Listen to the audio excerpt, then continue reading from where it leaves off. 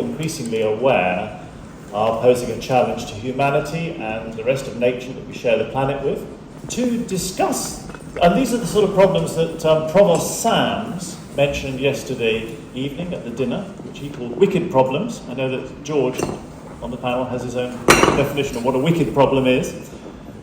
They are not the sort of problems of how to, or the sort of problem of how to sit on a bull for 2 minutes, which I know some of you took, and took that challenge, and indeed there's probably some interesting physics about that, as the spin shifts from one direction to another. But on the panel today we have Nora Ambrozaite, who is about to finish her PhD at Johns Hopkins on nanomaterials, and she is also the co-director of the Science Diplomacy Initiative at Johns Hopkins' new center in Washington, D.C., which she runs with Peter Agre, the Nobel laureate. George Smoot is 2006 Nobel laureate in physics. As you all know, I'm sure, he was awarded the prize for discovering the anisotropies in the cosmic microwave background radiation. And he's a cosmologist who thinks very deeply about many different issues. And Abigail Stevenson is the chief science officer at Mars. And as you will discover when listening to Abby, Mars is about a lot more than just chocolate. Now, this is an interactive session, so you are very much part of the conversation, and we will have lots of chances for you to contribute with questions and comments. It's a very important part of this, as was emphasized on day one of the meeting. It's absolutely a conversation between panels, people in the audience, as much as possible. George, I'd like to start with you. The question of what is a complex problem. Right, I need my slide up. Can we put George's first slide up? He has 2 slides to show. George is going to introduce us to complexity in physics. Very briefly. Yes. So, Guten Morgen, Damen und Herren. I don't know where people. It's an interesting topic, but I also said this is kind of the same topic as saying non-dog. It isn't clear the same science deals with, in the same structure, deals with every complex problem, but in fact there's a whole class of problems that are that way. So they were just showing here in the background a picture that we use very often as an example of a complex problem, that complex science system. And this is sort of the weather on Jupiter. That's the giant red spot. It's been there a couple hundred years, about the same time the US started out, that this red spot started out. We think there was a different red spot earlier, and there was a period where there were no red spots, and then was this one again. But if you look closely, you'll see there's this big red spot, and there's lots of little waves going along the bottom. And this red spot is moving the way a hurricane or something would move in the trade winds on the Earth. And so obviously weather on other planets and a bunch of other things, they are complex problems. But you look at this and you will see it is regular behavior, but it isn't completely irregular behavior. And one of the things that I think characterizes a lot of complex science problems they are on the edge of chaos, in the sense, 100 years ago, we started learning about chaos theory. That is, there are some classical deterministic problems that, if you change initial conditions just a tiny bit, they have a completely different track in the world plane. And of course, a very famous one of those is the 3-body problem that you can solve in certain limited conditions. But if you look at the general 3-body problem, how would planets or stars overrun each other? It's unstable, right? It explores a huge amount of space. Usually it ends by one of the things being ejected or ejected from the system or something. That's a complex problem. But these systems are near chaos, but they're not chaos, right? I mean, look, those waves are moving along and they're stable, and this has been there a couple hundred years. It's a very different kind of a problem issue we're doing. And I think there's a whole range of issues for complex science and so forth. But almost every one of the really major challenges we faced in the world today are complex science problems, especially the ones that are global and civilization affecting. And so I want to go to, if you've taken in and understand completely the weather on Jupiter, and you can write the equations, and I can move on to my second slide that I'm allowed. Okay. The 2021 Nobel Prize in Physics was awarded for complex systems. One for spin glasses, which should be, you know, a glass should be pretty simple, except every now and then there's some spots of other atoms in there that have spin, and those spins can then migrate around. And some of them have no stable situation, so they have to have spin waves, have lots of spin stuff. So that's where one half the prize went. The other half went to people who were trying to look at climate change and the weather, and so forth. And when they were awarded together, and it's for groundbreaking contributions to our understanding of complex physical systems.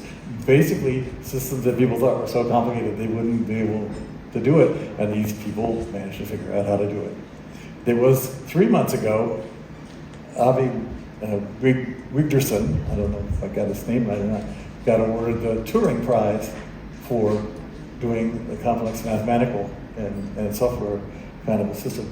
And the reason I'm telling you this is to let you know that some other scientists are starting to recognize complex systems are important problems, and they're not only just important because they affect us all, but in fact there is scientific stuff underneath. And so one of the things we always do to young scientists is encourage them to go into a field which they can be pioneers. It's just starting out, right? I mean, we've been doing physics since Galileo at least, right? Perhaps, you know, much earlier than that, depending on how you want to. But we haven't been doing complex systems for very long. In fact, the first complex system institute, which was Murray Gilman and colleagues started up in Santa Fe, it was the first one. There's now maybe 40 institutions that have complex system studies and so on. But they're still in the early phases. And there are a lot of problems that are left to be done. And some of those problems we'll be talking about today are really important to the future of humankind. And we have to think about doing that. This first two slides that I'm allowed to show of the 20 I have, was to let you know that this is a serious area of science. And some complex problems drift off into not so clear or defined kind of stuff. And so I had one thing that I had to do, even though I really like to give positive talks. And especially if I'm going to say, you guys should think about doing something like system. That is, there are three kinds of problems. They're well-posed problems. Those are the kind of problems you try and put on exams and homework problems. That is, it's well-posed, you apply some physics, and you get an answer. Right? Now, if you do that the first time, you recognize there's a problem, you apply the physics, and you get the answer, then you get the Nobel Prize or something, because that's the first time it's done, the harmonic oscillator or something like that. There's the second kind of problem that are not so well posed, but if you can recognize they're a problem and work on it and make it to where it's well posed, then you can get to the point where you can apply your physics and get a solution. Again, you get the Nobel Prize, right? If it's important enough problem. So, and there were, less than 4 authors on the paper, whatever. Or there's a couple of other rules, but those are details, because you're really supposed to be helping out our great progress and knowledge and civilization. But then there's the third kind, and this is where I have to be a little more careful, and this is where my colleagues, like the diplomacy and so on, become important. It's problems that I classify as wicked problems. It's a term I picked up from a guy named Ball who was writing stuff like that. A wicked problem sometimes is not a real problem. It's a made-up problem, or it's reflected from a real problem and put up for political or other reasons as opposed as a problem. And there are people messing around with it, and there are people who don't want a solution because they're wicked. That's it. The fact is if you go out and tackle some of these problems, it's not just it's going to be hard, like discovering the universe. That's, we did the easy stuff. One of my students, I said, well, let's think about what experiment we'll do next. And he said, you guys did all the easy stuff. But it wasn't so easy then, but it's easy now. But if you're going to attack some of these problems, you're going to be in a situation where not only is it a hard problem and it's difficult to put it on a scientific footing, you're going to have to be dealing with human failings and wicked people, and you have to be careful not to step on that landmine. And so I really like to be positive, but I got to warn you, I can't send you out there and have you leg blown off on the first landmine you walk across. You really need to think carefully about how you can address this problem and how you can then find reasonable solutions and what's going to go on. And there are lots of cases of people who found solutions that ended up making things worse because the problem that they were addressing wasn't the whole problem. It was the partial problem. George, thank you. Yes. That's enough. That's enough of the negative. Yes. But the fact is, there are a lot of very interesting, complex science problems that are simple condensed matter physics problems. There are neutron star, quark star problems. There's a bunch of problems, and then there are some more complex problems that really have to do with survival as a species, and those are all worthy of attention. Thank you very, very much indeed for that framing. I think that given the panelists, given the topic today, we are really talking about those problems that touch on societal issues that are multifactorial, that do lead one into those dangerous territories you've so nicely defined. Abby, from Mars's perspective, you think about this a lot. Would you like to carry this on? Yes, thank you, Adam. Certainly for Mars, as we think about complex systems and the opportunities to quantify, investigate, understand them more, there are some areas that are critical for the future of all the businesses that Mars cares about. We have a significant agricultural footprint. We make food, and we have a reliance on agriculture. Agriculture is part of a very complex system or set of systems that are influenced hugely by climate change, by some of the significant changes going on in the world today that we heard about in the opening ceremony. Understanding greenhouse gas production, finding new solutions or new ways to modulate greenhouse gas production, carbon, methane, and agriculture contributes to that. And so the future of agriculture and climate smart agricultural practices that really build resilience within food supply chains for the future is critical, and we spend a lot of time thinking about that and really embracing the future of science, really being part of how we frame the science in the long term that is needed to underpin new solutions. As a food manufacturer, we also consider energy a lot. We think about the future of energy. We're partnering to look for new solutions to thermal energy, to capturing and storing energy so that it's available when and where we need it. And then also, thirdly, physics and the role of physics in biological systems is also something we think a lot about, and we're very actively partnering in thinking about new sensors, new devices, new technologies such as X-ray, NMR, that can unlock new solutions in healthcare, in our factories for ensuring that our food production is safe and secure. There are lots of opportunities to really lean into complex systems and think about how to apply those to start to address some of the societal challenges you talked about. Thank you. At this meeting, there is a lot of focus, of course, on the interface between scientists and policymakers, and that will be talked about in many sessions. It's already been talked about. The role of industry in that conversation is something that will be less talked about here, but it's very interesting that you have research arms at Mars, you have advocacy arms, you have commercial arms, all of these things. But you're all part of the equation. So how do you think about that? How do you think about your role in that debate between, if you like, policy and science? Yeah, I think that's a really great point. And as a privately held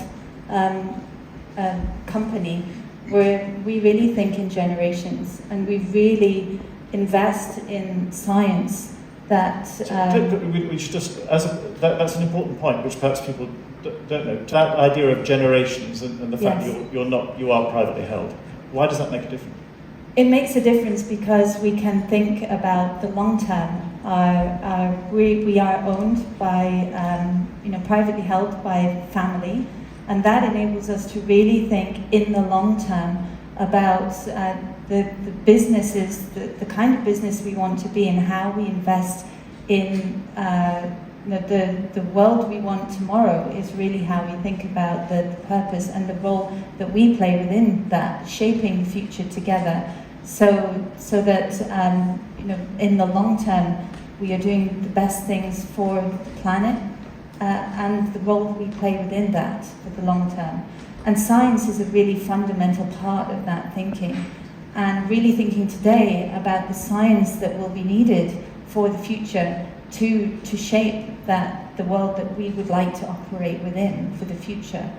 And we also have a huge belief that science is critical for unlocking these complex systems, for bringing forward new knowledge that can help inform the future of policy, regulation, and really shape the future that we want for society as a whole. So our investment in science is long-term, and it is about shaping the future. Thank you very much indeed. So Anna, you've been waiting patiently. When you bring together, you comment in any way you like. You can comment as a physicist, you can as a nanotechnologist, you can comment as an organizer of science diplomacy initiatives. But so in fact, just comment. I don't want to lead you. Sure. Yeah, so I really love to hear what George said about the Nobel Prize in Physics that received, the attention of multiple fields of expertise.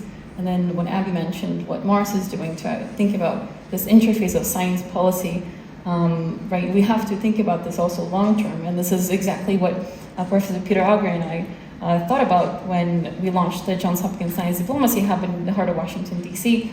So we did that last year, and we really focus on the mission that the most complex challenges that we have today, whether it's climate change, for example, or emerging technologies, they do require the most creative solutions. And we do that by encouraging heavily the interdisciplinary collaboration. And how we do what we do is we connect the researchers with policymakers and diplomats, also private sector representatives and others, to really make sure that these worlds talk and that there's no kind of mystery happening, whether it's in quantum. And we have something called the Global Quantum Strategies Overview events that we did actually last year, and it was a major success. We collaborate a lot with embassies. For example, the Embassy of Finland is a big partner for us in the quantum space. So we make sure that these, worlds and these people meet in one space and time, and the impact has been huge. Because these communities, they are able to realize, I'm addressing this challenge. How about you take my expertise and we work together? And we have seen that impact already. And some people think we have been doing this for many years, even though we only started really last September. So we focus everything on quantum and also sustainable agriculture, which is why I love, Abby, that you mentioned that. We work with the Embassy of Belgium, for example, on sustainable agriculture practices and pesticide reduction, and it's really a long-term collaboration. So we emphasize it heavily also that this shouldn't be just kind of a one-off partnership that you have for 2 months, but we actually publish also papers, so science policy memos or analyses, and that's done in collaboration again with researchers and diplomats, and it's really invigorating to have this new kind of direction of science diplomacy that I think is right now ramping up so quickly, and we're actually redefining the field of science diplomacy itself with the Embassy of Japan with a separate collaboration. But anyway, so I'll stop here. No, but it sounds marvellous and exactly what should be happening. This session is directed towards what physicists can bring to the problem. What do you lack from the scientists you bring to these discussions? What do they do wrong, and what should they be doing better? I think scientists need to be understanding that we actually know how to communicate what we do. It's just we need a little bit more courage and understanding that people who we talk to, even scientists in really seemingly relevant fields, for example, I'm in the quantum materials, maybe there's someone from quantum computing who's really understanding that angle, but I shouldn't assume that this person will understand, for example, how I make the transition metal dichalcogenides using chemical vapor deposition, right? So understanding that you have to be sure to not simplify the science, simplify how you communicate it, how you translate it. So I, for example, love science diplomacy because I can be that translator, I can be that glue between these worlds.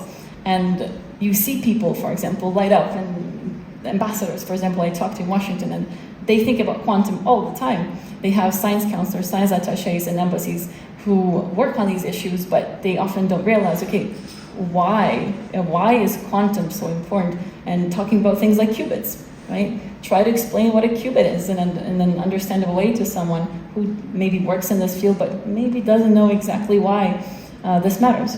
Yeah. Thank you. George, you've already talked about some of the dangers of these areas, and you've been involved in so many of these sorts of discussions with presidents and the like. What have you learned that needs to be done differently? I'm going to give it some advice on what young scientists can do, if I can do that instead, because it is true we can communicate better, but it's also true that the trust in science, distrust in science is great, is an all-time high in this sense. But let me talk about what young scientists do. One of the things that I have seen over the years is that in order to attack problems, you usually have to build up a team, and that team is collaborators and so forth. And sometimes that team is you write this complicated computer program, and it can do the calculations and simulations of what you're doing. And sometimes it's a theoretical structure and so forth. So I'm going to give an example of what a complex system is that you may never have thought about, and then show how some of you should be doing this as part of your team. Okay, so complex systems, there's a lot of different definitions of what a complex system is, but usually there's some, this room is made of atoms, but it's a complex system. But there's some base, and then there's a level at which it doesn't really depend on the base so much, even though some people think it depends on the individual quantum and everything is going. It's not true. There's some kind of a stable level, and there's often a level above that. And so the example I'm going to give is a computer program system. Okay. Think about your cell phone or your computer on your desk or whatever it is you're doing. It is designed so that it has registers, and it has memory, and it has all this kind of stuff. And whether you have a 0 or 1 is relatively insensitive to whether a particular electron bumped into something on the way in there. You just get a 0 or 1, and it's pretty stable. And the more stable it is, the better you think that computer is. Now you put a computer program in, but it's a computer program which is a set of instructions, but also some data to operate on, right? And that operates and it does stuff, right? That's a complex system, right? Now we have years of people studying computers and computer science and so on. We haven't integrated those structures into neurophysics. But now suppose that program is a large language model. If you know what that is, that's ChatGPT as an example. Okay.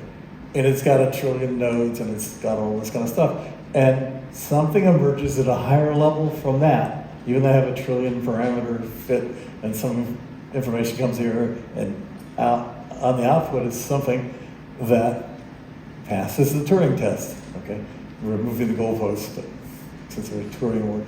But think about that. There was just an experiment done in England where a group of people used the ChatGPT, and they made up 33 fake students, and they took the first take-home exam, and they handed them all in with the photo. And one professor objected to one of the papers, right? But the other 32 papers got better than average grades. And what does that mean? Did something new emerge at another level? This is very common of complex systems. There's a base level, there's a complicated level, and there's an even higher level above that. Has something emerged? Does your team need an AI system? If you're going to attack a complex problem, like the weather, or like agriculture, or some of the simpler problems like spin glasses and so on, shouldn't your team have an AI partner in it? Shouldn't you be building up an AI system that's just like your partner? I don't know about the diplomacy to the AI system, because I can imagine a world that's got 80 billion AI systems in it and only 8 billion people. It's sort of an issue. But part of the tools that you build up to deal with a problem, these are really big, complex problems. Who's better at studying and understanding and finding crazy connections than AI systems? So that's the suggestion. As a physicist, one of the approaches you can have is get a really good AI partner. It's just like having a good software. We're analyzing the data coming from the satellite. This is a new system. It's a fairly terrifying thing that you make. But anyway, Well, I'm waiting for those 800 billion of them. exactly. I'd like to open up to the audience. I think it's very important. Please don't be shy. Yes, please. Thank you so much for sharing all of your different perspectives. I wanted to come back to the science communication, science diplomacy aspect. So you said that we know how we can communicate as scientists, we just need to have more courage. I disagree. Scientists communicate with jargon, they share all the data and all the caveats. They don't need stories because the data speaks for itself. Whereas good communication is simple messages in clear language, repeat your key messages often, use stories are memorable, relatable. So in your experience, what works when speaking to politicians, speaking to the public, speaking to representatives from industry, and what doesn't? Yeah, so for example, something we found really useful actually is educating graduate students and postdoctoral fellows and others, doesn't matter, even diplomats, for example, how to write science policy memos. So that is actually a super nice exercise to do when you're trying to communicate what is the issue you're trying to tackle. So you have to really concisely describe, for example, when you write it, what is it you're talking about? Then you provide the recommendations actually based on your research. So again, it can be 1 page, it can be 2 pages.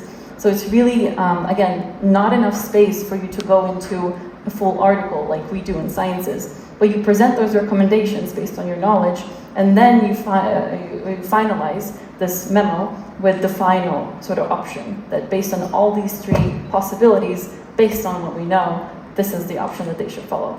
And this is the memo, for example, that graduate students take to something called the Hill Day. So in Washington, we have, for example, graduate students, delegations going and talking about issues that matter to them. So this year, for example, the Johns Hopkins group, we did advocacy for women's health, alternative proteins, or keep the stem cell intact. So you choose, right, what matters to you most. And we never force it upon people also to advocate for something you don't like to do. Yeah, so that kind of policy memo exercise is super, super helpful. And that will make you realize that this is a nice way to actually, again, not overcomplicate sort of the message, but not miss out the key details. Because, sorry, I mean, that seems very important because eliminating the uncertainty can, to a certain extent, presumably undermine the science. I mean, we saw that in COVID, that every government was saying they were led by science, but their policies were very different. And sure, people's trust in science rose, but has their expectation of science been rather skewed by that experience of COVID? I don't know. Anyway. Yeah. And I love your point because I really agree with you that I think science communication is a critical component of the science field in general, but it also requires additional capabilities, very complementary to actually practicing science, but the art of communication is art and science, and soft skills as well as the science, doing the practical skills. And being able to, the science, the evidence forms the base of communication in science. Without that evidence base to start with, how do you decide what your key messages are? But really leveraging that very credible science base is critical for informing the communication that you do. So I always start from the science and the facts, and then think about how you communicate those depending on the audience that you're trying to communicate to and the outcome that you are really seeking to drive from the communication.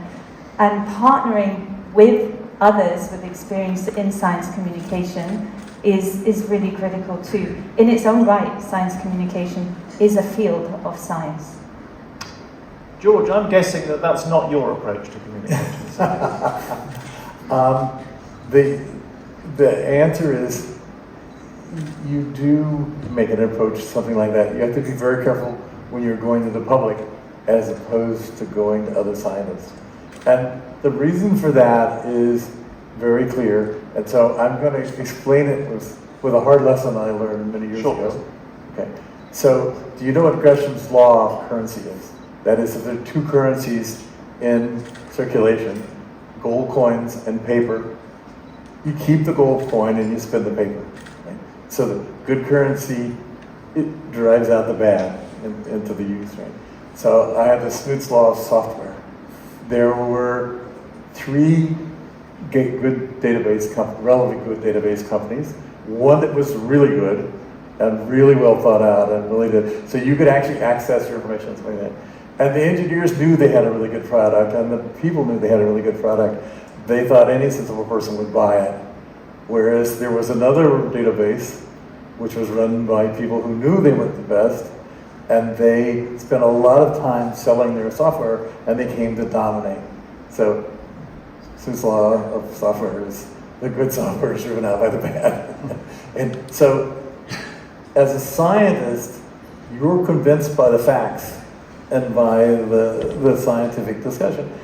But there are a lot of people who aren't convinced by that. They believe conspiracy theories, they believe things that is pretty close to witchcraft. Remember, we had to go through a renaissance to convince people that you got a better world by having reason and applying them in that way.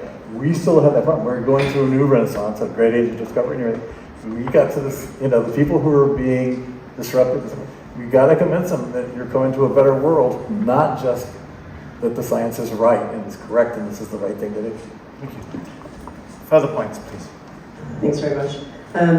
Yeah, one of the words that at least two of you mentioned was long-term goals. And for me, because I'm a climate scientist, I'm working on lithium-ion batteries, long-term can mean a lot of different things, and I think especially in research and industry, in politics, if long-term means 20 years, well, and so I kind of just wanted to understand how you tackle that, how you set reasonable goals, and how you look to the long term with a positive outlook to try and really enact change in all of these different fields. Can I just ask you, what do you think of in terms of long term, your field? In my field, well, right now I'm still working in fundamental research, and so I really think, I have to think long term because I know that the theories and the things that I'm predicting aren't necessarily going to be enacted tomorrow, but they might be enacted hopefully in 5 years if what I'm doing is reasonable and sustainable and actually feasible. So I think a lot more about that now, I guess. Yeah. I can take that first, and certainly I can. When we think about long term, we are thinking about, for example, 2050. We've set a roadmap to be carbon neutral, net zero by 2050. So we're working back from that. So we have a plan that says this is where we need to be, a stake in the ground, and we have the levers that we think we need to get there. Do we have all the answers? Absolutely not. So we have also a forward plan from where we are today that says here's our 5-year plan out to 2030, And then we also know we have some huge gaps. And this is where we need to be investing in the science of the future to help us bridge into those gaps and solve some of the complex challenges that we see are today. We don't know how to solve them. And I'm so glad you're working on some of those challenges, because we really need you. Yeah. Ola, given the sort of challenges that, for instance, if you wanted to convert the world to solar power, you'd have to build a grid infrastructure that would take 100 years to put together, and would need to be protected. So how do people engaging in your diplomacy? So I'll give an example of the sustainable agriculture, for example, Yeah. the collaboration that we have with Belgium. And for us, for example, again, it was actually the very first collaboration that we did. So it was really important for us to establish something that would be tangible, and not only with one single event. For example, we do event seminars, right, to educate people about this field, but we also, for example, initiated the writing collaboration, right, with the science diplomacy analysis or science policy analysis. So, for example, for us, the long-term goal was to have this tangible outcome. Like the question before was, okay, how do you communicate that science? And also, we had scientists working, let's say from Johns Hopkins University, who are not in sustainable agriculture, and working with Ghent University students in Belgium, who are actually doing their PhDs in sustainable agriculture.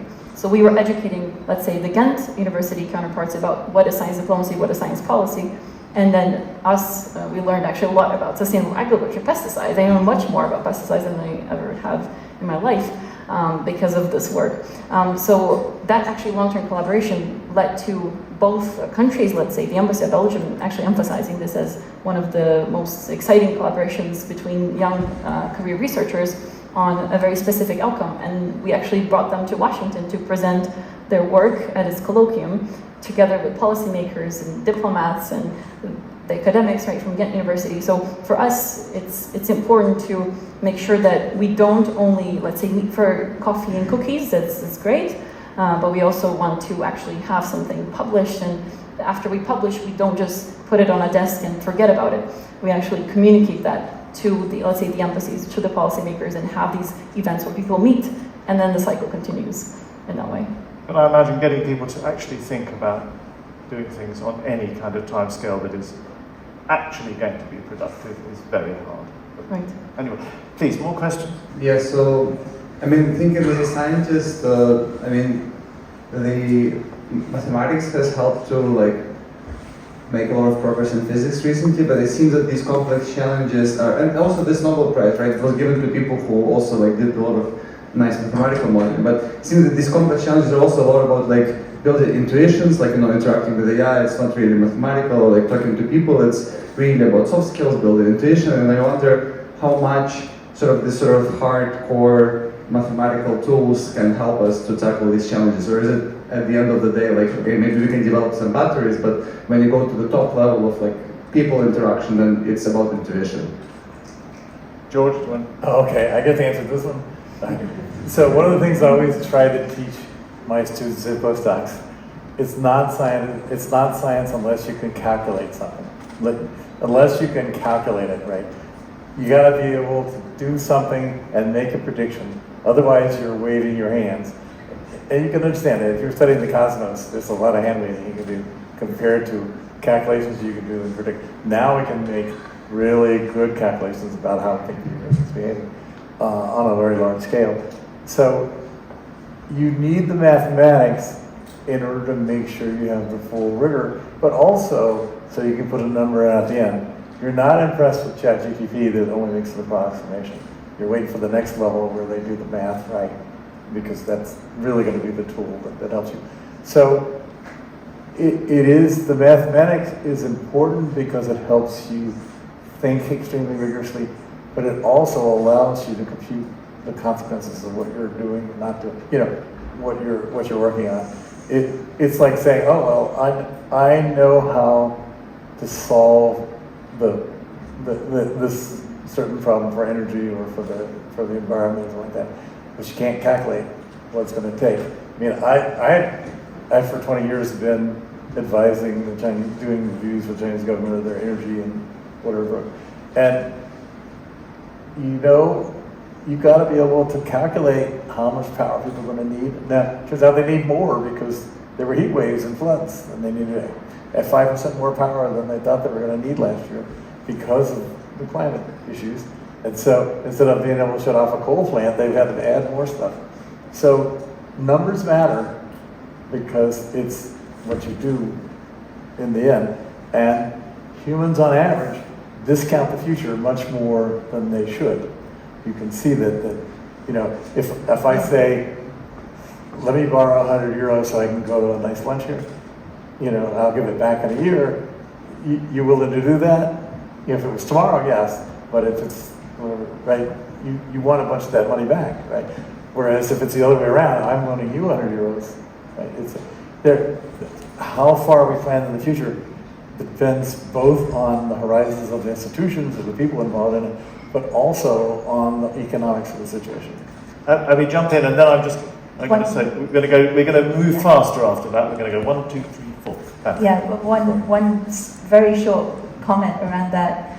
In order to measure progress, we have to have a robust baseline, and that requires numbers. It requires really credible calculations that are based on the latest science in order to measure progress against some of these complex systems and to bring people along. If you haven't got something credible to enable you to communicate really authentically, then how do we measure progress? Yeah.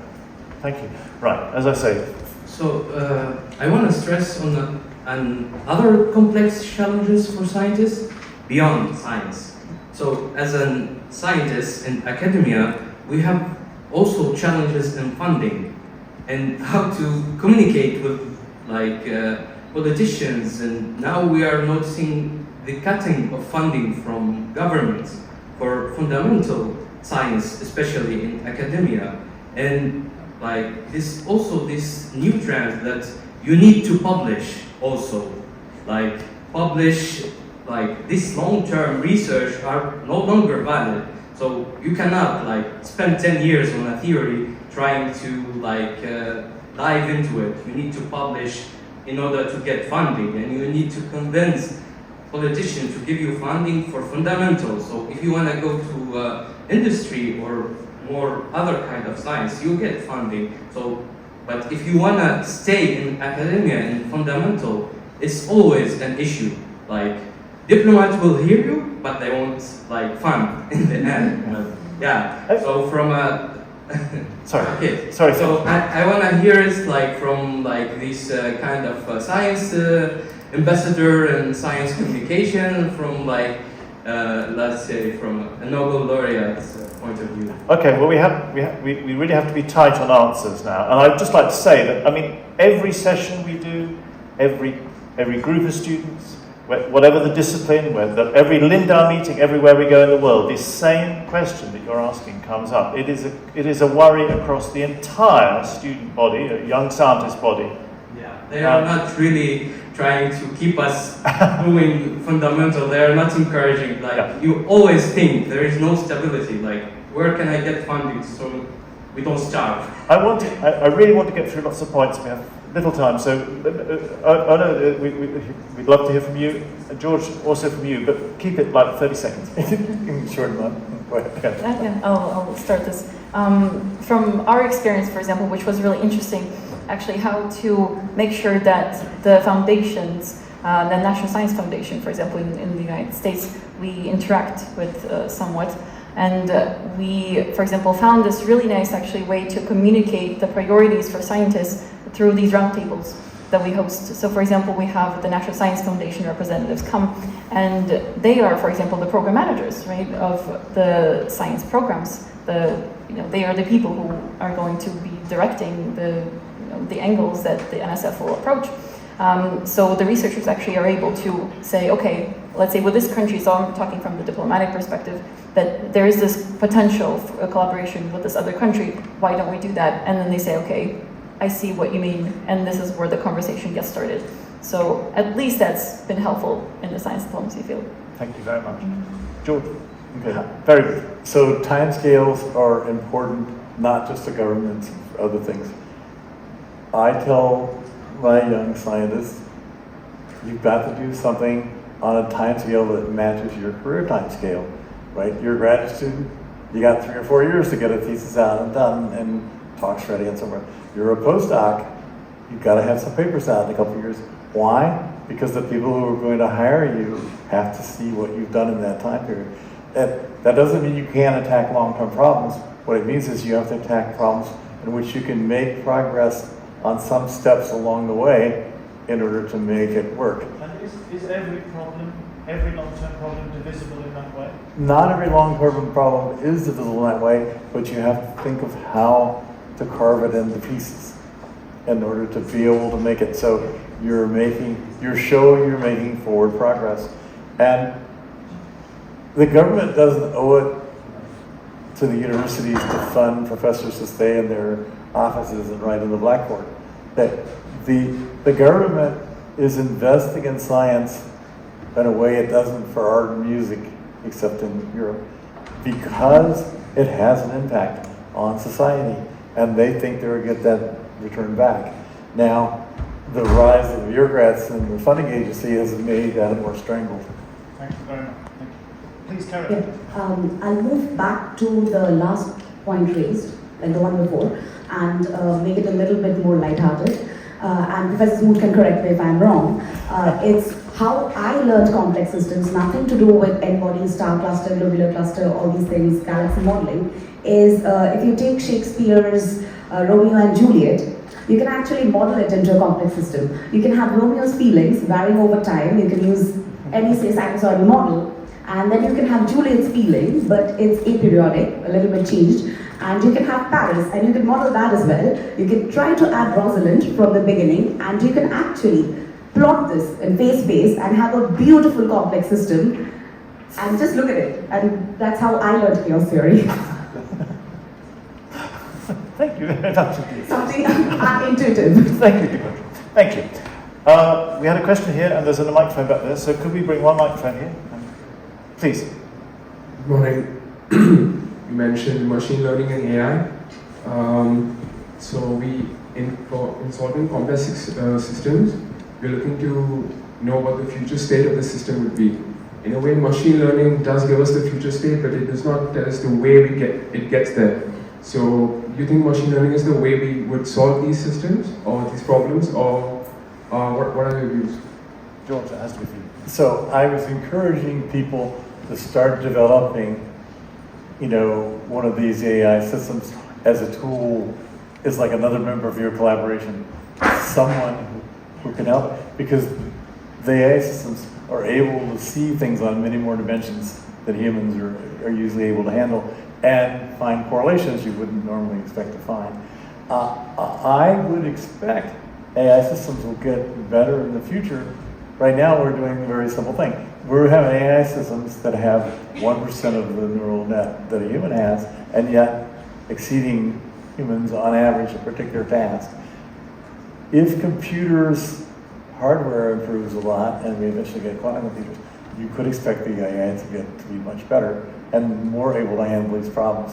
But you have to, building up an AI system to do this is just going to be the same as building a huge computer program or writing up a big theoretical structure, and it's going to take a while to develop that.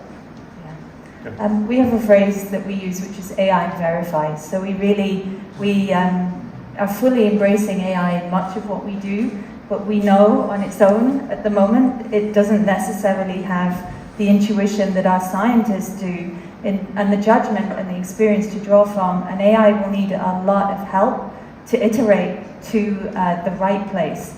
And if we don't follow that process, we will end up with AI systems that don't necessarily learn from us and pull our own experience into how we develop these AI systems. Huge potential, but certainly for the next few years, it's AI and verify. Hi, so this is a very nice discussion. So coming from a fundamental science field, and my question is to George, how do you compare working in some fundamental research topic to working in climate science? Because this is inherently interdisciplinary. You need to have some knowledge on all the topics, and you have to communicate as well. So in your experience, is there any big difference in working in these two fields? And if do you have any advice for people who are actually wanting to make some contribution and are working in fundamental science right now? I love the characterization of working in fundamental science as not having to know about other things and not having to communicate. No, I mean, yeah. So there is some aspect of communication, but I think it's slightly different. If that is the case, I want to know about it. Yes, of course. That's a good question. I'm sorry you're contaminated. You should stay in the conventional science. You realize that for 300 years, science has been extremely taken by the beauty of simplicity. And the great progress we made in physics was by reductionism. That is, we throw out all the extraneous parts of and just, particle A hits particle B and, some exchange happens. And so that is simple, rigorous kind of thing we do. And the next big step we made, very badly and very, too bad for Boltzmann and so on, was going to Cisco mechanics, where you could be also very accurate because the number of particles was Avogadro's number of particles, and the square root of that, whatever the square root was also pretty accurate. Now we're talking about stuff in the middle. You're already locked in on, the beauty of simplicity and if you look Newton, right, he's saying the smallest number of things that can describe the largest. Everybody is saying we got a really nice compact thing and it describes everything. And complex systems is not quite that way. It's way more complicated. There's a lot more different features in going in there. So your instincts have been honed to go the wrong direction for complex systems. So you're contaminated. You should go and work in a different area. Unless you could think, oh wait, this problem is so important and I can break it down into this small problem that I want to deal with. So how would you characterize the sort of physicist who should apply themselves to complex problems then? Sorry, if that's the... Right, that's the, what we're doing here, at least what I'm doing here, is I'm telling these young scientists, working on complex systems, it's a social good, it's a science good, and you could even get a prize for it, right? But they will self-select. The people who are willing to work on messy problems, they will work on them. And the people who are willing to work on they're going to work on those problems because it's hard and you've got to be motivated to do it. Thank you very much. Yeah, I'm going to pass the microphone back to that. I wish we had more time. For the wonderful discussion, I have a question from maybe the industry point of view. I would like to know that there's a constant battle between physicists and industries. Engineers communicate better with industries. Just generally, physicists are, very. They have become better at becoming more multidisciplinary, but communication with industry between physicists is very hard. Still, it's a very challenging problem. So, from an industry point of view, how would you approach that? How would you communicate better with physicists so that they can, really contribute to something that you're doing? Or, Professor George or from Mars, I would like to know. Yeah. You really hear from Mars or from me? Well, I think Abby comes to these meetings in the different disciplines, in chemistry, in medicine, and physics. So you can start by saying whether you think the physicists are communicating well today. I think you're communicating brilliantly.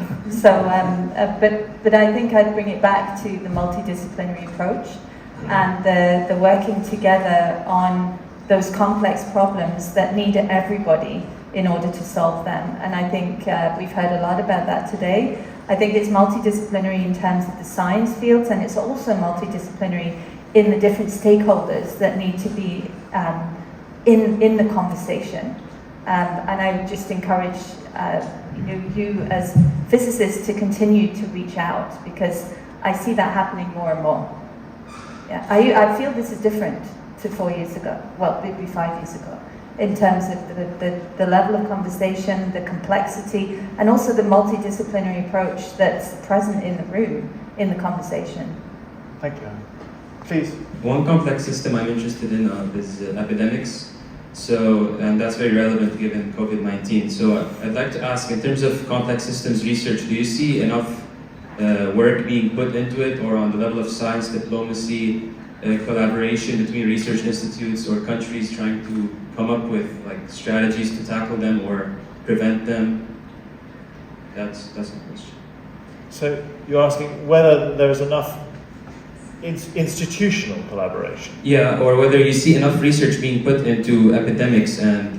Oh, epidemics, sorry. Yeah, pandemics, I can start pandemics, there because I think, we have a huge interest in veterinary medicine, and what I see a lot is that today we are thinking about health from a One Health perspective, a lot more across the, again, multidisciplinary approach that perhaps started in the veterinary field with One Health, and it is about the health of the planet and everybody else in it. But today it's truly a multidisciplinary kind of set of questions that are being asked about how the health of the planet, the people, and everything in it can be worked on. There's no more complex system on our planet, at least, than that. And I do see that those initiatives coming forward that are facing into some of these things very much from a One Health perspective. I would say I see an explosion of collaborations going on. It's still in early phases in this, and so it hasn't sort of standardized the way, particle physics is, extremely well defined and extremely well. But it is clear that people recognize there are important problems and that they require people across disciplines. I've done a fair amount of outside work in health and so forth like that. And yes, physicists and doctors and many other people work together on problems that are important. And, we've actually made really substantial progress in health. It's just slow getting down through the system. This conversation could go on, and your comments and questions are so important and making the conversation go so interestingly in many, many different directions, but unfortunately we just don't have the time, and you have to get back to your lectures at 9 o'clock. So I think we probably have to draw this to a close. George, do you have any just last, very succinct advice? That's impossible. Go on, you can do it. For those who are thinking about whether to address complex problems. No, I think as a young person, you want to look out and see what problems you think are important problems that you can make progress on a time scale relevant to your career, even though you may not get to the final big solution that you can make intermediate step solutions.